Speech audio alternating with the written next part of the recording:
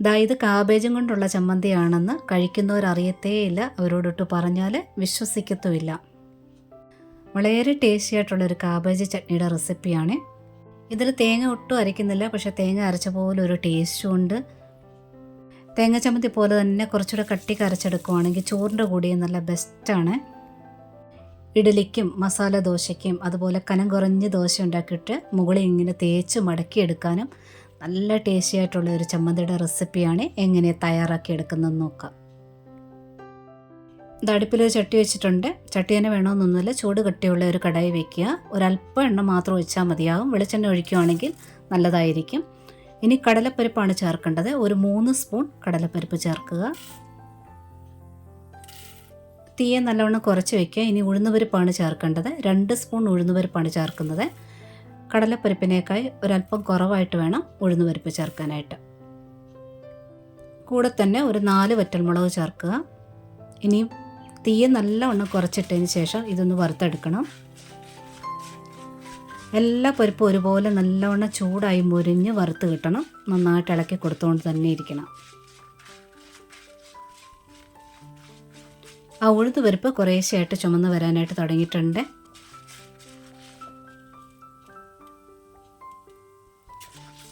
പരിപ്പ് പാകമായിട്ടുണ്ട്. ഇനി ഇതൊന്ന് കോരി മാറ്റി വയ്ക്കാം. എണ്ണ സൈഡിലോട്ടൊന്ന് വടിച്ചെടുത്തിട്ട് വേറൊരു പാത്രത്തിലോട്ട് മാറ്റാം.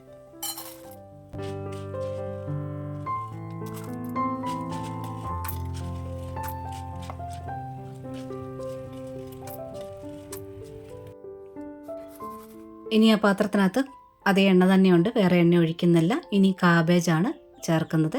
2 കപ്പ് ഫുള്ളായിട്ട് കാബേജ് ചേർക്കുക.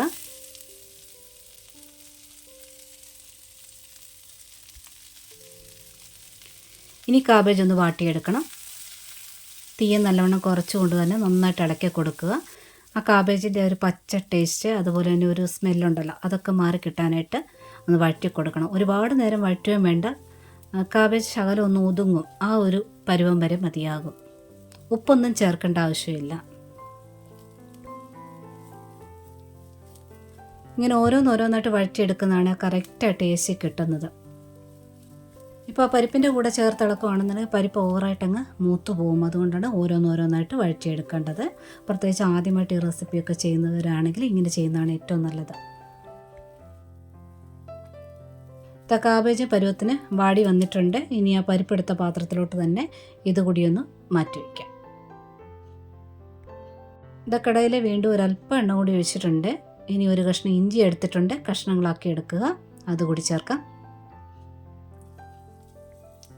ഇനി 4-5 വെളുത്തുള്ളി ചേർക്കുക.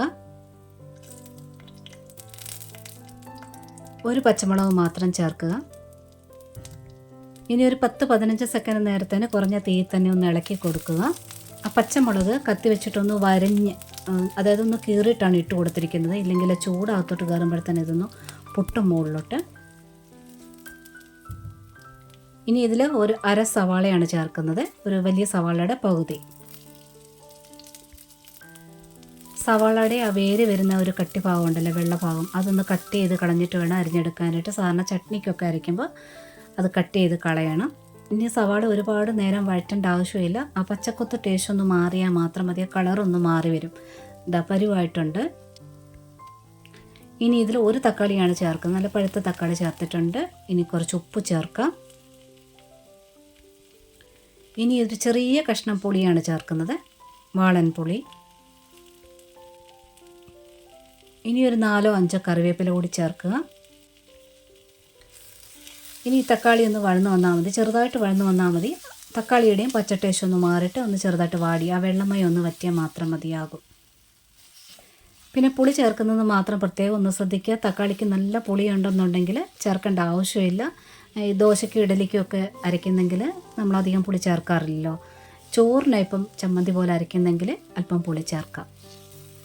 എൻ്റെ ഈ തക്കാളിക്ക് പുളി കുറവാണ്, അതുകൊണ്ടാണ് ഒരല്പം വാളൻപുളി ചേർത്തത്. തക്കാളി പാകമായിട്ടുണ്ട്. ഇനി ഒരു അര സ്പൂണിന് താഴെയായിട്ട് കാശ്മീരി മുളക് പൊടിയാണ് ചേർത്തത്. ചമ്മന്തിക്ക് നല്ലൊരു കളറ് കിട്ടും, നല്ലൊരു ടേസ്റ്റുമാണ് മുളക് പൊടി ചേർക്കുമ്പോൾ. ഇനി നന്നായിട്ട് പൊടിയൊന്ന് ചൂടാകട്ടെ. കുറഞ്ഞ തീയിൽ തന്നെ നന്നായിട്ട് ഇളക്കി കൊടുക്കുക. വറ്റൽമുളക് ചേർത്തിട്ടുണ്ട്, പച്ചമുളക് ചേർത്തിട്ടുണ്ട്. എരിവിനനുസരിച്ച് വേണം മുളക് പൊടി ചേർക്കാനായിട്ട്. അപ്പോൾ കാശ്മീരി മുളക് പൊടി തന്നെ ചേർക്കുന്നതായിരിക്കും നല്ലത്. കളറും കിട്ടും, ആ ഒരു ടേസ്റ്റും കിട്ടും. മുളക് പൊടിയൊക്കെ നല്ലവണ്ണം ചൂടായിട്ടുണ്ട്. ഇനി വഴറ്റി വെച്ചിരിക്കുന്ന സാധനങ്ങളെല്ലാം കൂടെ ചേർക്കാം. ഇനി നല്ലവണ്ണം ഒന്ന് മിക്സ് ചെയ്തതിന് ശേഷം ഗ്യാസ് അങ്ങ് ഓഫ് ചെയ്യുക.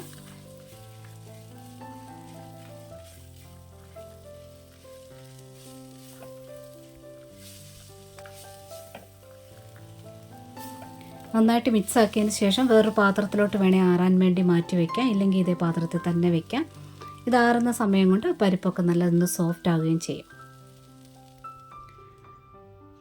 ഇനി നല്ലവണ്ണം ആറി വന്നിട്ടുണ്ട്. ഇനി ഇത് മിക്സിയുടെ ജാറിനകത്തോട്ട് ചേർക്കാം. ആ പരിപ്പൊന്നും കടിക്കുന്ന പോലെ ഒന്നും നിൽക്കത്തില്ല, നല്ലവണ്ണം അരഞ്ഞു കിട്ടും കേട്ടോ.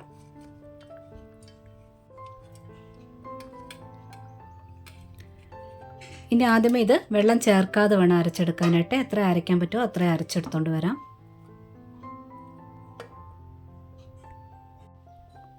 ഇത് അരച്ചെടുത്തോണ്ട് വന്നിട്ടുണ്ട്.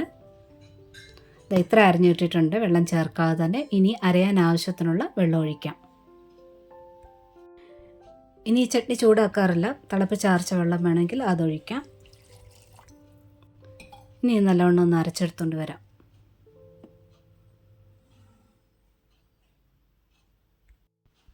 ഈ ഒരളവിൽ അരച്ചെടുത്തോണ്ട് വന്നിട്ടുണ്ട്. കുറച്ചുകൂടി കട്ടിക്ക് അരച്ചെടുക്കുന്നെങ്കിൽ ചോറിൻ്റെ കൂടെ കഴിക്കാനുള്ള പാകത്തിനാകും. ഇതിലൊരല്പം കൂടി വേണമെങ്കിൽ നിങ്ങൾക്ക് വെള്ളം ചേർക്കാം. ഒരുപാട് ലൂസാക്കി എടുക്കണ്ട. ഇത് കനം കുറഞ്ഞ് പേപ്പർ ദോശയൊക്കെ ഉണ്ടാക്കിയിട്ട് അതിൻ്റെ മുകളിൽ ഇങ്ങനെ തേച്ചെടുക്കാനുള്ള ഒരു പരുവം കൂടിയാണിത്. ഉപ്പ് ചെക്ക് ചെയ്യുക. അതുപോലെ പുളി അഥവാ കൂടുതലായിട്ട് തോന്നുവാണെന്നുണ്ടെങ്കിൽ ഒരല്പം ശർക്കരപ്പൊടി ചേർത്തിട്ട് ഒന്നുകൂടെ ഒന്ന് പൾസ് ചെയ്തെടുത്തുകൊണ്ട് വരാവുന്നതാണ്. അപ്പോൾ നല്ല ടേസ്റ്റ് ബാലൻസ് ആവും. കടുക് താളിക്കുന്നതിനകത്ത് വറ്റൽമുളകും കറിവേപ്പിലയും ഒരല്പം ഉഴുന്നൂടെ മാത്രമേ ചേർത്തിട്ടുള്ളൂ. തിളപ്പിച്ചാറിച്ച വെള്ളം ഉപയോഗിക്കുന്നെങ്കിൽ രാവിലെ ചട്നി ഉണ്ടാക്കി വൈകുന്നേരം വരെ കേടുകൂടാതെ ഇരിക്കും. നല്ലവണ്ണം തണുത്തതിന് ശേഷം മൂടി വയ്ക്കുകയും ചെയ്യണം. ഇതിൽ ഒരല്പം കൂടി ലൂസാക്കി വേണമെങ്കിലും എടുക്കാവുന്നതാണ്. ഇതിൽ തേങ്ങ അരച്ച പോലെ ഒരു ടേസ്റ്റ് കൂടെ കിട്ടുന്നുണ്ട്. വളരെ ടേസ്റ്റിയാണ്. ഒരിക്കലും നമ്മൾ ഓർക്കത്തില്ല കാബേജ് വെച്ച് ഇത്ര നല്ല ടേസ്റ്റിലൊരു ചട്നി ഉണ്ടാക്കാവുന്ന. വളരെ ഈസി ആയിട്ടുള്ള റെസിപ്പിയല്ലേ ഇത്. നിങ്ങൾക്ക് ഈ വീഡിയോ ഇഷ്ടപ്പെട്ടിട്ടുണ്ടെങ്കിൽ ആ ലൈക്ക് ബട്ടൺ ഒന്ന് ടച്ച് ചെയ്തിട്ട് ഒന്ന് സപ്പോർട്ട് ചെയ്യാൻ വേണ്ടി മറക്കരുത്.